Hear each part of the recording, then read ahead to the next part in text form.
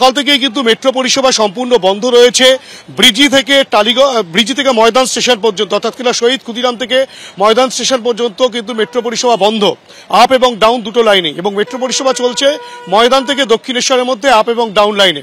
কিন্তু এই যে বন্ধ অংশ কি কারণে বন্ধ রাখা হয়েছে তেমনটাই যেটা মেট্রো সূত্রে জানা যাচ্ছে। তোমাকে দেখাবো, তুমি দেখতে পাচ্ছ অধিকাংশ যাত্রী কিন্তু এখনো পর্যন্ত বাইরে দাঁড়িয়ে রয়েছেন। মেট্রো সূত্রে যেটা স্পষ্টভাবে বলা হচ্ছে যে গতকাল রাত থেকেই কিন্তু মেট্রো পাওয়ার ব্লকিং করা হয়েছিল নেতাজি মেট্রো স্টেশন, অর্থাৎ কিনা যেটা কুদঘাট মেট্রো স্টেশন, সেই কুদঘাট এবং টালিগঞ্জ মেট্রো স্টেশন যেটা মহানায়ক উত্তম কুমার নামে পরিচিত, এই দুখানা স্টেশনের মাঝখানে কিন্তু লাইনে মেরামতির কাজ এবং মেট্রো পরিষেবা স্বাভাবিক সুন্দর রাখার জন্য কিন্তু সেখানে পাওয়ার ব্লকিং করে মেরামতির কাজ চলছিল।